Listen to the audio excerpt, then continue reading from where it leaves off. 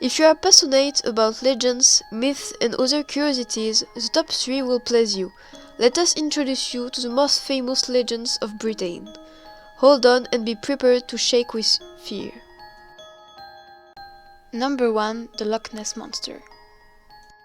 Who has never heard of this creature that looks like an aquatic dinosaur? Loch Ness is a lake in the Scottish Highlands. It is bordered by mountains and stretches for nearly 39 kilometers. Its depth can reach 200 meters.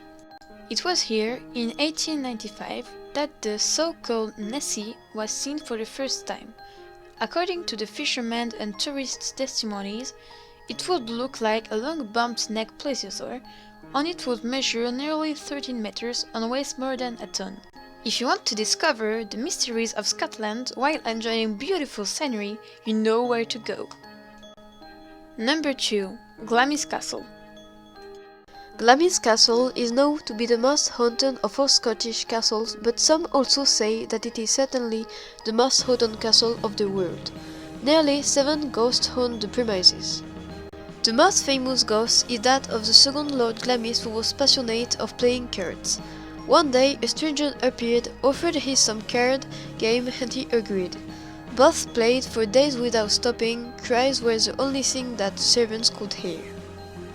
Finally, one of the servants entered the room and advised the players to stop, as it was Sunday, which is a sacred day. Lord Glamis said he would not stop playing and that he would play until doomsday or even with the devil himself. The 2 men considered possessed were immured alive in the room where they were playing.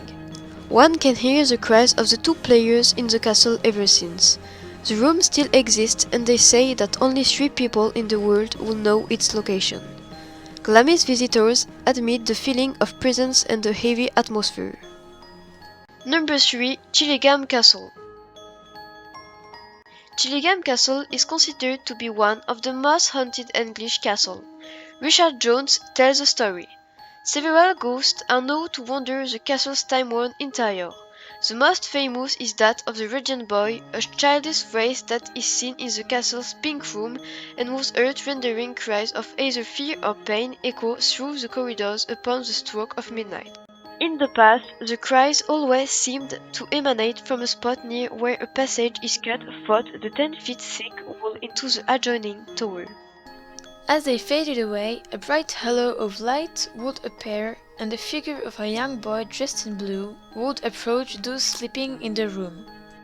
Later, the bones of a child, surrounded by decaying fragments of blue clothes, were found behind the wall. They were given a Christian burial, and thereafter the radiant boy was seen no more, until Sir Humphrey. The castle new owner began lighting the room.